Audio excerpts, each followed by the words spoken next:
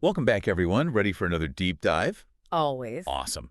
Well, today we're going way back to Oh, 1897 wow. to Okay. explore one of the earliest, reported UFO crashes in the U.S., the Aurora, Texas incident. I've heard of this one. Yeah, it's like 50 years before Roswell, right? Right. And get this, we actually have newspaper articles All right. from back then Yeah. published just days after. No way. Yeah, That's amazing. it is. The detail in these articles is, really incredible. It's pretty rare to find such detailed accounts from that era, especially for something like this. Exactly. They really capture the, shock and fascination of the town. Yeah. Okay, so a picture of this. April 17th, 1897, Aurora, Texas. Okay. A strange airship is seen, struggling to stay in the air Yeah. before it crashes into Judge Proctor's windmill. A windmill. Yeah, causing this huge explosion. Wow. So 2 days later, the Dallas Morning News publishes an article Okay. with eyewitness accounts describing the airship and, the whole aftermath. And what did they say? Well, they even described the pilot's remains, Oh. saying they were not an inhabitant of this world. Whoa. Right. The language is, super specific. Yeah. That definitely suggests they believed they were dealing with something, not human. Totally. And it gets even wilder. What? They quote a T.J. Weems, Okay. who was a U.S. Signal Service officer. A government official. Yeah. Wow. And he speculates that the pilot was a native of the planet Mars. That's incredible. A government official saying that back in 1897. I know, right? That's huge. It really shows how much impact this incident had. For sure. Like a respected official, considering the possibility of, aliens. Exactly. This wasn't just some fringe theory at the time. It was Right. being discussed in major newspapers. And the article goes on to describe the wreckage, too. Okay. They talk about undecipherable hieroglyphic writing. Hieroglyphics. Yeah. Like Egyptian hieroglyphics. That's what they say. Wow. And a strange metal, What kind of metal? resembling a mix of aluminum and silver, but, unknown. Interesting. Apparently, people were collecting fragments of it. Can you imagine stumbling upon that I scene? know, right?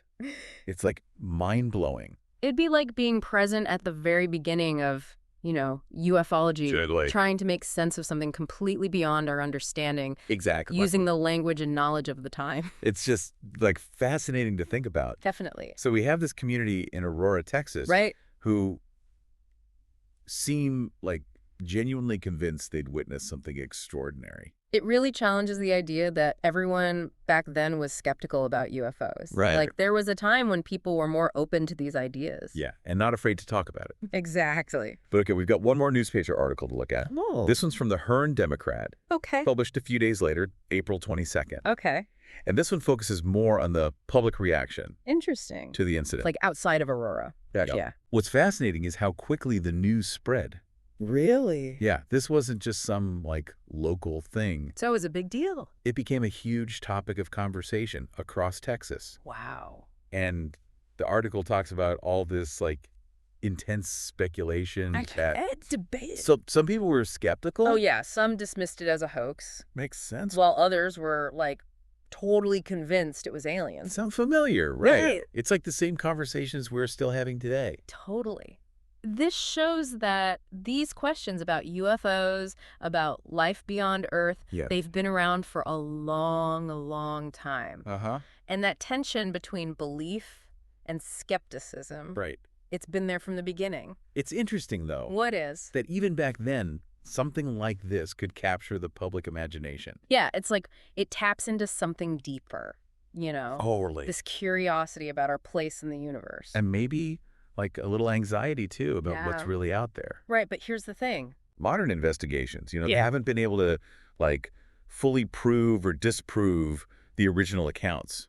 No alien metal has been found. Right. No conclusive evidence of an alien burial or anything, So it's still a mystery. pretty much. But, I mean, does the lack of proof automatically mean it didn't happen? That's a good question. Right, things get lost, evidence deteriorates, Exactly. our understanding of what to even look for changes over time. Yeah. So just because we haven't found definitive proof yet Yeah. doesn't mean it's not out there somewhere. It's a real head-scratcher, isn't it? It is. We've got these detailed articles from, reputable sources. Yeah. A whole community convinced they saw something, out of this world. And yet, here we are, over a century later. She'll wonder what really happened. Exactly. And that's what's so, like, intriguing about it. Absolutely. It really makes you question what we think we know. Right. Like, even in this age of information. There are still these events that just defy explanation. It's like a puzzle. Yeah. With, like, half the pieces missing. We get these glimpses. These tantalizing hints. Yeah. But the full picture... It's gone. Lost to time. But I think that's why people are still so drawn to this story. It's the mystery, right? Yeah, the mystery. It makes us want to fill in the blanks. To imagine what might have been. Exactly. What if those hieroglyphics, like, were some kind of alien language? What if that metal, had properties we still don't understand? Right. It's like those stories about, like, lost civilizations and their advanced technology. Lost to time. Yeah, it makes you wonder if there are, like, old chapters of history missing. Chapters about encounters with, something beyond ourselves. Maybe even deliberately hidden. It's a pretty wild thought. It is. Yeah. But it just shows that, like, we have to keep an open mind. Especially when it comes to the past. Because we might never know for sure what happened in Aurora. True. But the story itself, it reminds us. That there's still so much we don't know. About our world, about the universe, about everything. Well said. So, for anyone out there who loves a good mystery. Who's fascinated by the unknown.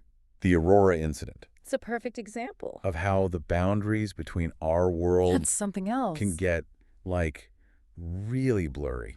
And who knows? Maybe one day. We'll uncover those missing pieces. And finally understand what really happened that night in Aurora, Texas. It's a possibility. If the Aurora Incident wasn't a hoax, what could have happened to the space traveler's remains and the wreckage of the airship? The truth was, here,